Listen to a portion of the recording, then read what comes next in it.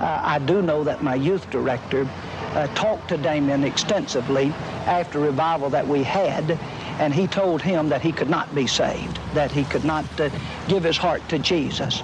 And my youth director then tried to get him to take a Bible, and he made the statement that he could not take a Bible because if he did, the rest of them would get him. Disclaimer. In this chapter, we will be discussing the murder of 3 8-year-old boys. The details may be triggering for some listeners. This will be the only warning. Please do not listen if you are sensitive to this topic.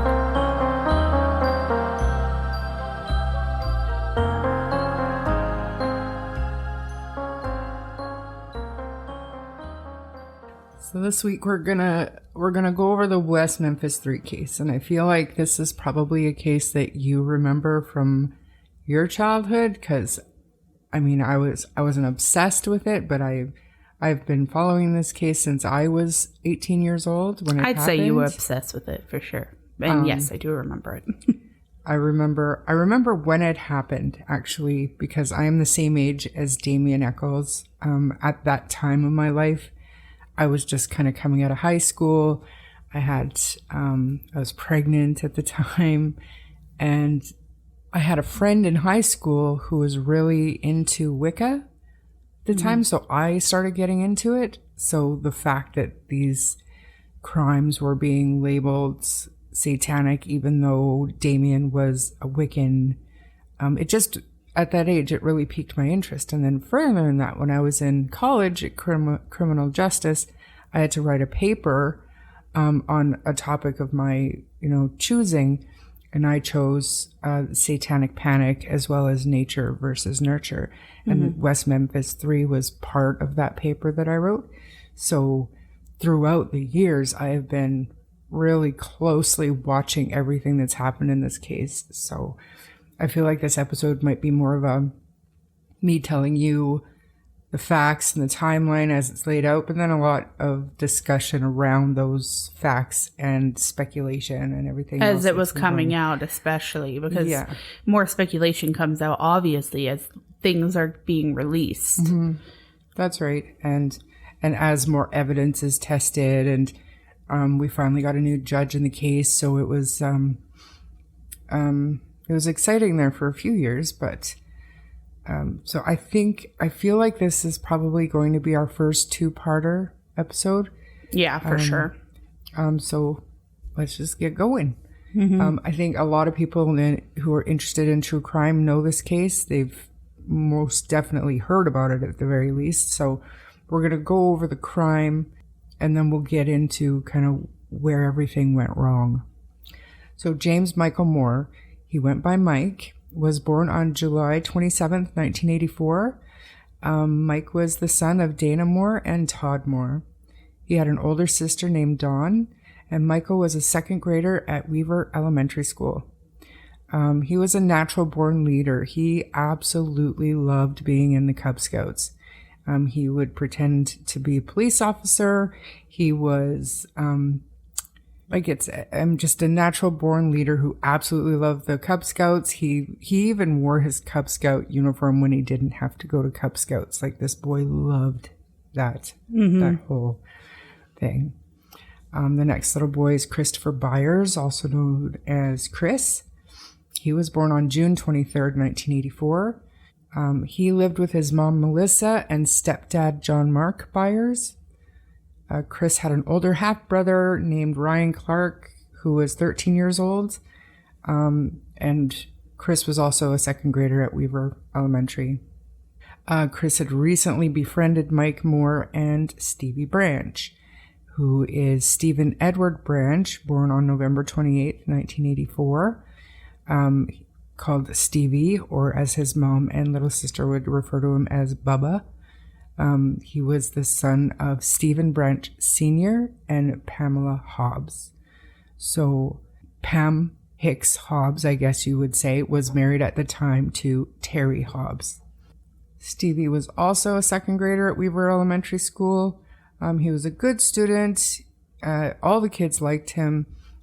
People knew who Stevie was because of his bright blonde hair and bright blue eyes. His mom and his grandpa used to say he was going to be a heartbreaker when he grew up. And he was also very friendly. He was kind of a mama's boy. So on May 5th, 1993, the 3 8-year-olds had a normal school day. They'd been out riding bikes after school when they just disappeared.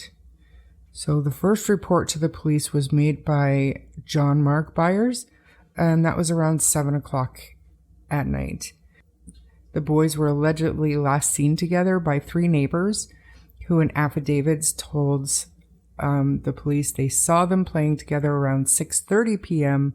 that evening. And they also said that they saw Terry Hobbs, which is Stevie Branch's stepdad, calling them to come home. Initial police searches made that night were limited. Friends and neighbors also conducted a search that night, which included an area of West Memphis that was known as Robin Hood Hills. This area was just a wooded area. There was a drainage ditch going through there. Parents didn't like their kids playing in there, but kids will be kids, and parents knew their kids did play in there, but it was kind of an unspoken, well, as long as you're out of there by dark, don't go in the water, stay away from the animals and stuff like that. But there was a cursory search of that area that first night. A more thorough search for the boys began around 8 a.m. on the next day, May 6th, and that was led by the Crittenden County Search and Rescue personnel. Searchers canvassed all of West Memphis, but focused primarily on the Robin Hood Hills, where the boys were reportedly last seen going into. And I'm going to kind of go over the timeline of the sightings that the police kind of put together really shortly after, while they were still in the initial phases of the investigation. They got a pretty good timeline of sightings by different neighbors, and I'm going to go over that here really soon. So we have a timeline of people seeing the kids, but not really seeing who followed? Correct. Weird. Correct. And the really terrible part about it all is that the information about the one stepdad, Terry Hobbs, calling them to go home, that information didn't come out for years and years. So let's get into it. So the boys, like I said, were last seen heading towards the Robin Hood Hills area. And despite a shoulder-to-shoulder search of that area by human chain searchers, they found no sign of the boys. Around that same time, when the search began the night before, around 8:42 p.m., workers in a Bojangles restaurant located about a mile from the crime scene reported seeing a black male who seemed mentally disoriented inside the restaurant's ladies' room. So basically, this man came in, he looked disheveled, he was wet and muddy, he had blood on him, and he went to the ladies' washroom. Obviously, this piqued the interest of the staff there. Yeah. So the man was bleeding and had brushed up against the restroom walls. The manager called the police, and Officer Regina Meeks responded to the call, taking the restaurant manager's report through the drive-through window. She didn't even get out of her car to go in and look at it or nothing. By the time she got there, the man had left. And like I said, no police entered Bojangles that night whatsoever. Wow. Yeah. So around 1:45 p.m. the following day, juvenile parole officer Steve Jones spotted a boy's black shoe floating in the muddy creek that led to a major drainage canal in the Robin Hood Hills. And a search of that ditch revealed the bodies of the 3 boys.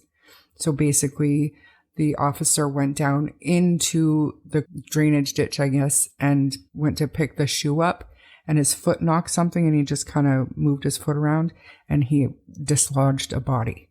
So this is how it was found. He actually went on his hands and knees after that, trying to find the other bodies, and that's sadly how they were found. The boys had been stripped naked and were hog-tied with their own shoes. So their right ankles were tied to their right wrists behind their backs, and the same with their left arms and legs. Their shoelaces. Their shoelaces were used, Their clothing was also found in the creek, and some of it was twisted around sticks and stuck into the muddy ditch bed. So everything was trying to be concealed. Most of the clothing was turned inside out. 2 pairs of the boys' underwear were never recovered. Chris Byers had lacerations to various parts of his body, and they say mutilation to his scrotum and his penis. So at the time, the police actually reported at that time that Chris Byers' penis had been removed. Mm-hmm. When the media reported that the bodies had been found, actually the day after the victims' bodies were found, the Bojangles manager, whose name was Marty King, thinking that there could be a possible connection to the bleeding man found in his bathroom, reported the incident to police officers who then inspected the ladies' room. They finally came in, like 2 days after the Bojangles incident. Police finally went into that building. The man reportedly wore a blue cast type brace on his arm that had white Velcro on it, which would have made it difficult to tie up and murder 3 young boys.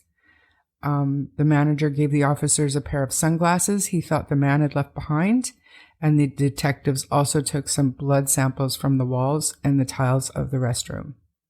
And nothing came of that? Okay, never mind. They lost them. Oh, they lost. They were never tested. They just lost them. Oh, wow. Yeah. Failure. Very big failure. Fuck. So, like I said before, they were able to put together like a timeline of sightings from the time the boys got let out of school until basically a half an hour before they were reported missing. So from the morning until about 2:45 p.m., all 3 boys were at school. Then 3 to 3:15 p.m.-ish, Michael Moore arrives at Stevie's house with his bike. Around 3:15, Stevie and Michael leave the house to go ride their bikes. Pam told Stevie to be back by 4:30 because she had to go to work. The boys leave. They go west on South Macaulay and then north on 14th. So, and if you follow 14th, this is how you get to Chris Byers. Okay, so around 4 to 4:15 p.m., there was a witness that reported seeing Stevie and Michael with a bunch of other boys. He said they told him they were going riding. So at approximately 5:15 p.m., David Jacoby, who is a close friend of Terry Hobbs, Stevie's stepdad, he stated that he saw Stevie and 2 boys pass outside of his home going towards Robin Hood area. 5 to 5:30 p.m., other witnesses see 4 boys. 3 of them were on 2 bikes and 1 was walking. They were identified as Chris, Mike, and Stevie. So who was the 4th? I believe the 4th boy is going to be a son of a woman that we get into here soon. Okay. Who did say, I was with the boys that night. He embellished his time with the boys, but I believe that this is who this one kid is. Okay. So there were 3 boys, there were 2 bikes, and at that time, one of the boys was walking/jogging behind the 2 bikes. Okay, so the approximate distance from where Stevie lived, which was near Jacoby's house, was about half a mile. So it was quite a distance away from where they had been seen before. Mm-hmm. So at 5:45 p.m., more witnesses, namely Otto Bailey and his wife, reported seeing Stevie and Michael. They were wearing green backpacks and were riding bikes. Michael told Otto that he was in a hurry and needed to leave. The boys at that time are going towards Mayfair, which is, again, towards the Robin Hood area. So at 5:45 to 6 p.m., Kim Williams, who also went to the same school as the boys, she is seen in the same location as Stevie and Michael until she is called in by her dad. She claims to have last saw the boys heading into Robin Hood Hills by way of the Goodwin entrance, which is right at the end of that wayfare. At 6 p.m., Ben Crafton, who's a neighbor, confirms that Kim was with Stevie and Michael until being called in by her father. And at 6 p.m., Deborah Otinger says the boys meet up with her in her yard, and eventually they go into the woods via Goodwin. Not the girl, just the boys. So again, Deborah Otinger says that the boys she saw the boys go into the woods at 6 p.m. Also at 6 p.m., Dana Moore saw the 3 boys on 2 bikes on North 14th. So a little discrepancy there. Interesting. From 6 to 6:30 p.m., Chris, Michael, and Stevie are seen playing in the Clark's backyard, which is a few houses down from the Hobbs house. Jamie Clark Ballard stated that she heard Terry call Stevie back to the house. Again, it's a little bit of a discrepancy in the timeline and these eyewitnesses. Yeah. Again, at 6 to 6:30, all 3 boys are seen by Cindy Rico. She said she saw them by the drainage ditch down past the Blue Beacon truck stop that was down by the bridge. So at 7 p.m., this is the last reported sighting of the boys, when Chris Wall said that he saw Chris and Stevie riding bikes. He refers to one of the boys as a blonde. It was 7 p.m. He knew it was 7 p.m. because Chris got out of night school at that time, and he saw the boys after his class got let out. The boys were going towards the Robin Hood Woods. He reported that it was beginning to get dark. He was polygraphed about involvement and did not indicate deception to questions asking if he was involved. So like I said, after this, there are no more known sightings of these 3 little boys. Once the police had put together this timeline, the investigators began following up on tips that were coming in, as well as collecting evidence from the drainage ditch where the boys were found. Absolutely shockingly, there was no blood or other evidence found at or near the scene. Obviously, police were counting on evidence that should be found on the bodies to help them identify the suspect. But no blood, nothing. So the investigation was very much botched right from the very beginning. Starting from the moment the boys' bodies were located, the bodies had been removed from the water and placed on the adjacent embankment, possibly disturbing physical evidence or otherwise contaminating the scene. Although the bodies were discovered at 1:30 p.m., investigators didn't call the coroner until 3:58 p.m. By the time the coroner arrived, fly larvae were already present in the nostrils and eyes of the victims. Laying in the open air in near 80-degree temperatures accelerated the decomposition of the bodies. Luminol tests, which normally reveal the hidden presence of blood, were not performed at the scene until 6 days later. Also, law enforcement chose not to really even look into the victims' families as the starting point of the investigation, as is the norm. We all know this. If your child goes missing, the police will start from the inside out. I think there's some statistics saying that usually it's somebody the kid knows. But they didn't do that in this case. None of the early interviews with the parents were ever recorded. Investigators kept minimal notes and omitted pertinent details, including criminal records. One of the stepdads was not even interviewed until, I think, you just think here, 93. I want to say on record, he wasn't interviewed on record for 14 years. 14 years. Yeah, that's just crazy. It is crazy. It's unacceptable. And not only that, we know that Chris and Michael lived basically across the street from each other, I want to say. I might have to double check that. But anyways, the police interviewed everybody on that block where the 2 boys lived. Now, Terry Hobbs, Pam Hobbs, and David Jacoby lived a ways away from them, a couple blocks away from them, and their neighbors were never canvassed.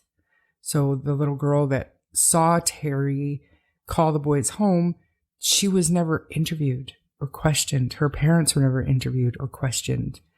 They basically just volunteered the timeline information when they were asked, but they were never asked anything specific.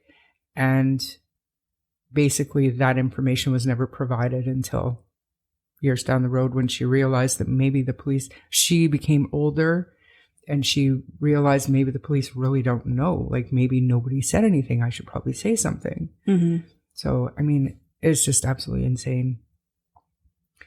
So the state of the boys' bodies quickly inspired rumors that a satanic cult was responsible. The crime scene's location in the woods, The nudity, the positioning of the boys' bodies, and especially the castration of Chris Byers caused concern about Satanism among the locals, and also among the police as well. This is in an area that was considered part of the Bible Belt. Yeah, it was a very religious area. Very, very religious area. And within days of the murders, Gary Gitchell, who was the chief inspector of the West Memphis Police Department, informed the public that the police were considering a number of possible explanations for the murders, one of which was cult activity. Publicly. And what a different time that was, let me tell you, because it was all the rage. I remember this clearly when everybody was like, we knew it was just going to be a matter of time before Satanists did this kind of thing. And people truly, honestly, wholeheartedly believed this. Oh, for sure. Especially when you're like that religious. Mm-hmm. So throughout the investigation, the cult theory overshadowed more traditional theories, such as the speculation that the murders were committed by someone who knew the boys. This was also in the midst of what was known as satanic panic. Basically, satanic panic is a moral panic consisting of over 12,000 unsubstantiated cases of ritual satanic abuse, sometimes known as ritual abuse or ritualistic abuse, organized abuse, or sadistic ritual abuse. Starting in the United States in the 1980s and spreading throughout many parts of the world in 1990s, and even still some today. Even though it is more, I don't want to say it's socially acceptable to be a Satanist, but the occult, paganism, Wiccan, all of these things, they're maybe not acceptable to some factions, but they're not as, people aren't as afraid, I don't think, as they were back then. What do you think? Like, maybe I'm wrong.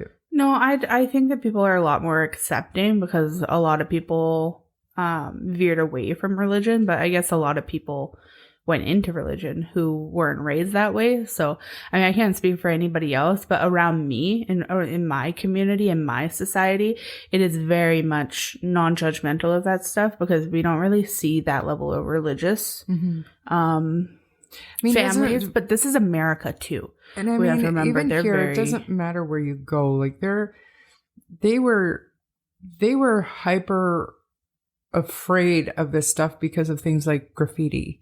Like people spray painting pentagrams on an underpass and stuff like that, and rumors. There was nothing concrete there. I think it's more popular in some other areas. Like, I would believe that in Mexico, they do think that a lot of things can, especially religion, can drive from the devil. Like that other story we did. They truly thought that it was the devil's work. Mm-hmm. And that's what happened there.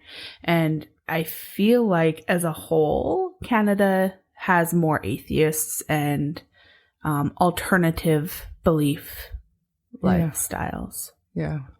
And I mean, if you see a pentagram spray painted on an underpass around here, I don't think that's enough that's going to stop the community and say, oh my God, we have Satanists living around us. They're probably more thinking punk kids. I was literally, like a punk kid. That's exactly. It's not that big of a...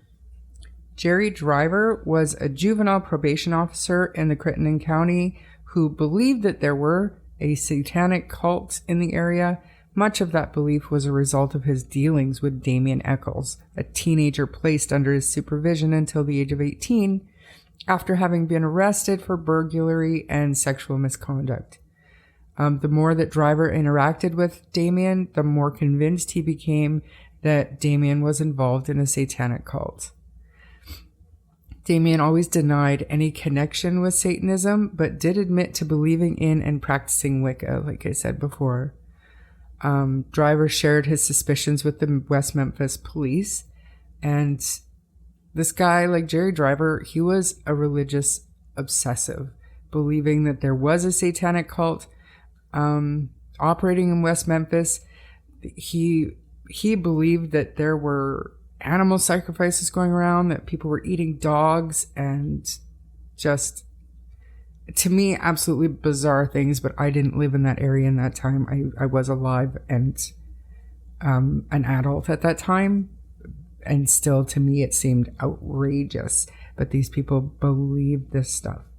Well, if that stuff was happening, something would have been done about it before this. That is very much stories to set up and support them wanting their narrative. It's supporting their narrative. If dogs were missing or found, like carcasses and stuff like that, something would have been done. People would have set up something to find that. And that's... There's no way. There is no way. No, I mean, it's just... It's on the fence of ludicrous to me. Like, just... Well, and also, like you said, the only things not found of the boys was, like, 2 pairs of underwear, right? Yeah. To me... I believe there was 1 sock also missing, and 1 shoelace, I want to say, was missing. I don't feel like the underwear are just, like, a coincidence. I feel like wherever those are, that is who did it. And... that should have been such a telling sign for police when looking into Damien and all these other people, that if they searched their property fully, and especially like they're Satanists and they would have altars and blah, blah, blah, blah, blah. Yeah. And you're telling me that they didn't ever find this stuff. It's like, okay, you're probably sniffing up the wrong tree. Right. Yeah, like it's absolutely mind-boggling how this one went. Yeah. So going back to this Jerry Driver, he was the very first person to suggest that Damien Echols, Jessie Misskelley Jr., and Jason Baldwin were to blame for the murders. He would spend his time driving around in a police cruiser looking for supposed signs of cult activities. Like I said before, and all that really amounted to was graffiti most of the time. And he kept tabs on every teenage outcast in town, especially the goths, who he insisted were likely to be involved due to, having spiked hair and such. Like, just ridiculous, this guy. So when it came to Damien, though, Driver was obsessed to the point of stalking him across state lines. He would follow him around and harass him at every occasion, even going so far as to wait at a Greyhound bus stop for Damien to return from out of state, so that he could arrest him for breaking his parole. Even though the police department had granted Damien permission to return home without issue, the man was obsessed, perhaps to the point of becoming mentally unstable when it came to Damien. Little more than a year after the arrests, in addition to his already troubling behavior, Jerry Driver was himself arrested for grand theft, which he served time for. And just a day after Driver had tipped Damien into police, they conducted their first interview with him. So that would be on May 7th. But no notes were taken during this interview. The following day, a different detective, Bill Durham, went to question Damien again, and he found him at his best friend Jason Baldwin's house. Damien and Jason tell them they've never heard of any of the 3 boys who were killed. But then 2 days after that, on May 10th, Damien did not have a lawyer. He was interviewed at the police station by Lieutenant Sudbury and Detective Brian Ridge. During the interview, Damien confirmed that he was part of a group who practiced white witchcraft. The detective noted that Damien wore a pentagram necklace. The detective asked Damien what he had heard about the 3 murdered boys, to which Damien answered with what he had read in the newspapers and from what he had heard around town. Remember, this is a small town. Rumors are going to run rampant. For sure. Damien agreed to take a polygraph test, and the detective's report said that the test showed deception. So now we're going to go over the questions that were asked of Damien in that polygraph examination. I'm going to be asking the questions, and Bree will be supplying Damien's answers as he answered them. Remember, he's told to answer yes or no. So a 10-question polygraph test was formulated, and 3 polygraph charts were conducted. The test contained the following relevant questions. At any time, Wednesday or Wednesday night, were you in Robin Hood Hills? No. Were you present when those boys were killed? No. Did you kill any of those 3 boys? No. Do you know who killed those 3 boys? No. Do you suspect anyone of having killed those 3 boys? No. So it is the opinion of this polygraph examiner that this subject recorded significant responses indicative of deception when he answered the above listed relevant questions in the matter noted. Conclusion, deception noted. So now I would like to say, I've seen the chart that shows the responses to these questions. I've seen the baseline. You can see that his body is doing some funky stuff throughout. No matter what the question is, this kid is scared, okay? The only spike in the graph that you can see clearly that's, outside of the norm is question 10. And what is question 10? Can we use our logic and go back to question 10? Do you suspect anyone of having killed these 3 boys? No. You probably have your own suspicions by that time, no matter who you are. Not just that, it's the wording of the question. Do you suspect anyone of having killed these 3 boys? And he said no. Well, somebody did. Yeah. Somebody did. Yeah, So it was no. probably a hesitation. Yeah. Even a little bit of confusion on a question can cause somebody to be like, That's right. Thinking about the wording of it, well, of course, somebody must have done it. Yeah. And, I mean, who knows what else he struggled with. Obviously, if you're, he probably had things like anxiety and stuff like that. Because I've heard him talk, yeah. And that alone can, mess with it. Yep. So now on May 12th, police question Pam Echols, who's Damien's mom. She tells them that on the night of the murders, Damien was at home with her, talking on the phone to 2 girls who lived in Memphis. Sometime after May 12th, Detective Don Bray interviewed a woman named Vicki Hutchison. She was a truck stop employee.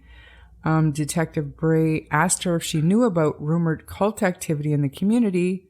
Now, I've heard that Vicki first approached the West Memphis Police Department with her 8-year-old son, Aaron, who I believe was the 4th boy that was seen by that first witness. So this is what I've heard, that Vicki took her 8-year-old son to the police department, stating that Aaron was there when the boys were murdered, but that he got away. Basically, the police looked into this, but decided the boy was lying for whatever reason. And I've also heard that Vicki had pending charges over writing bad checks, and that she volunteered to help the investigation, stating that she would ask around, and Hutchison agreed to play detective. And that is a direct quote. Quote unquote. Play detective. Either way, this was the direction the police decided to go. So May 19th, Vicki Hutchison, a private citizen and a volunteer detective conducting her own investigation of the case, travels with Damien and Jessie, according to what she later tells police, to an esbat, which is a gathering of witches, in a field north of Marion, Arkansas, where she sees about 10 young people with arms and faces painted black, taking their clothes off and touching each other. Jessie Misskelley, who is borderline handicapped, his IQ is between 67 and 75. So Jessie is Vicki's neighbor. And this is how she actually met Damien. She asked Jessie to introduce them because she was into witchcraft. So this is how she kind of got in there. But she says that Jessie accompanies her and Damien to this esbat. At some point, the touching and the orgy that was going on makes her uncomfortable. So she asked Damien to take her home. And they leave Jessie at the esbat. And has anybody else, No. stated that this was... Never. So out of more than 10 people, not a single one said, yeah, nope, that's what we do. Yeah, nope. And Nothing. you know that there's at least one who would be proud of something like that. Absolutely. Usually... Especially a boy, like a young boy. Yeah. And usually the people that are I mean, I don't even want to get into it, but the people that are going to go to these SBATs or these gatherings and they're going to have orgies, and if this stuff is really going on in that area, they're proud of their religion. They are practicing their religion. I don't think that, especially since Damien was so open about being Wiccan, the entire Wiccan community stepped up for him. I don't think back then they wouldn't have stepped up and said, this is not true, or this is true. I believe it never happened. I don't believe it was even in the area. For sure. Yeah. 100% a figment of Jerry Driver's imagination. Yeah, and if it was something that happened, I think that somebody would have stepped forward to say, yep. Yeah. And I mean, not even that. But Damien never had a car. He never had a driver's license. And she gave a description of the car that Damien picked her up in and took her home with. I mean, she was lying. She was lying. And she actually, years down the road, she actually does admit that she was lying. Okay. But we'll touch on that a little bit later. Was she older by that time when she admits that she's lying? Oh, like an old lady? Not old, but like 50s. You bet. Okay, I've seen that. You've seen it. Yeah. Yep. May 27th, 1993, police interview Vicky Hutchinson again, who tells them of evidence suggesting Damien and Jessie were involved in both cult activities and the murders of Stevie, Chris, and Michael. Aaron, who is Vicky's 8-year-old son, tells police that he and 3 murdered boys often visited the Robin Hood Woods together, and that they had at times seen 5 men in the woods sitting in a circle, singing songs to the devil, and doing what men and ladies do. This woman should be charged with child abuse for plugging that information into her kid and making him lie. Yeah, it's weird. I don't think an 8-year-old boy comes up with that stuff on their own. No. No, if anything, she was ranting at him or something, going on one of those tangents. Or talking about it around him. Yeah. Going on a tangent in her home. Like those that they sit around, they do their satanic rituals. And, yeah. So knowing that the police were already focusing on Damien, Vicky asked her neighbor Jessie about the brooding teen and his occult connections. Jessie told Vicky that he really didn't know much about Damien other that he was like a weird person. Weird. And then they decided to get together and do... Yeah. She actually faked a romantic interest in Damien to get Jessie to arrange a meeting. At the suggestion of the police, Vicky hid microphones in her house and borrowed occult books from the library to make Damien feel more comfortable around her. But Damien made no incriminating statements whatsoever. So June 2nd, police give Vicky a polygraph interview and police report that she was being truthful. So that's kind of proof that polygraph tests don't work because she has since admitted to lying. Right. And then Damien has stuck by his truth. Mm-hmm. It's a little suspicious. Mm-hmm. It's a little weird. Yeah. So June 3rd, convinced by the polygraph results that they had their murderers, police questioned Jessie Misskelley about the murders. They tell Jessie there was a $35,000 reward for information leading to convictions in the case. In a polygraph interview, Jessie initially denies participating in either satanic rituals or the murders, but Detective Durham tells another officer that Jessie is lying his ass off. After hours of harsh questioning by Gitchell and Brenridge, Jessie begins to tell the officers what they want to hear, that he and Damien and Jason committed the murders. Police are troubled by inconsistencies, just things that Jessie was saying that were not accurate.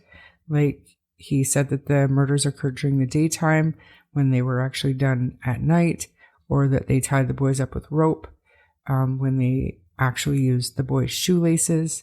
They basically worked to shape Jessie's story to match the known facts of the case. 5 hours after picking Jessie up, police began taping Jessie's confession. So they spoke to this boy before this, and then for 5 full hours, making about 12 full hours of conversation and interview without any recording or transcription or anything being done. just the police with Jessie because Jessie's dad said it was okay. So they spoke to this boy, like I said, 12 hours, but less than half is recorded. But even in the recording, there are still major issues with the story Jessie is giving to the police. Jessie's lawyer, Dan Stedham, I guess it's Dan Stedham, argues that Jessie made a false confession and called witnesses to explain how or why this can happen. I do believe that Jessie falsely confessed, though I know there are valid arguments as to why some people do believe he was there with Chris, Michael, and Steve when they were murdered. But to me, I can, like, you listen to the confession and the inconsistencies, and you can actually hear how the police walk him to where they need him to be.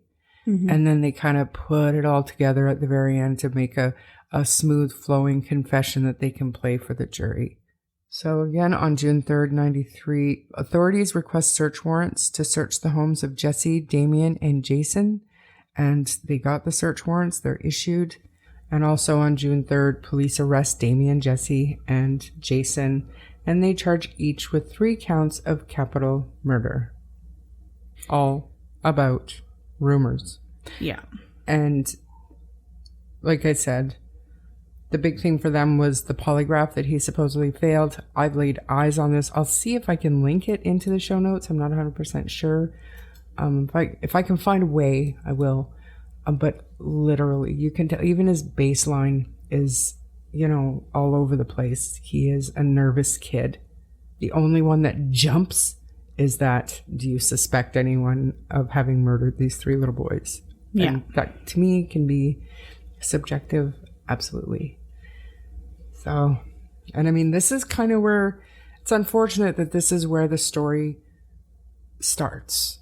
These 3 little boys are forgotten. From this point forward, the 3 murdered little 8-year-old boys are forgotten. People call Jessie, Damien, and Jason the West Memphis 3, the forgotten West Memphis 3, Stevie, Michael, and Chris. Nobody was actually out for justice for these 3 little boys. I'll say their parents were, but they were so blinded and trusting of the police. They were so blinded. Yeah. Mm-hmm. And I mean, yeah, like it's the perfect spot to end part 1 because part 2, we're actually, like you said, the story starts and we're going to really get into just so much shit. So much. Like, I'm sure everybody knows that, that Damien is released and they're all released. They're all out. And nobody right now is serving time. The 3... But... Yeah. Police do their things to not say that they're innocent. And I mean, it's the evolution of not even just the case, but just of Arkansas and jurisprudence there, where judges want to move up into different positions and they get elected, then they get moved, and prosecutors get either demoted or transferred. Yeah. So the main issue with the case is through all of the appeals and everything that was going on, even during the trial, the prosecutors and the judge were absolutely convinced, unwavering, not even willing to consider any other alternative scenario. So it wasn't until things started moving that we were able to find something. And I would like to say, before we end this, back in 1993, 94, 95, and so on, even through the documentaries and everything, I was never free the West Memphis 3. I was never, these guys are innocent. I was always on the let's have a trial and with the evidence and show us that these guys did it. Yeah. Let's prove it, because it's not proven. You know what I mean? Totally. If nothing else, give them a new trial. Let's present all of the evidence. Because I mean, I still to this day, I'm confident that they're innocent, but I don't know, because there's been evidence showing that they weren't there. They can prove, or they can't even just, there's no evidence at the scene showing that these boys were there. Right. So. I know. It's a hard one, and it's kind of just like what each individual thinks. And I mean, you're right. Like, nobody will ever really know, but I think it's safe to say that they, in my opinion, probably didn't do it. But we will get more into that in part 2, especially trial, all of it. And present day, because, I mean, it's not over for these guys. It's not over for these guys. They want to be exonerated. So yeah, they're doing fighting what the they can. fight. Totally. So yeah, we will see you guys on the next chapter / part 2. If you enjoyed this episode, please subscribe to the podcast and share with your friends. If you don't mind giving us a 5-star rating, it will help our show grow. Check out our TikTok, where you can find interesting photos and content on all released episodes. You can also find us on Facebook and YouTube at True Crime Story Podcast, where the discussion can continue. If you wish to contact us, you may do so via email at truecrimestorypod@gmail.com. I'm Bree. And I'm Char. And we'll see you on the next chapter. Bye.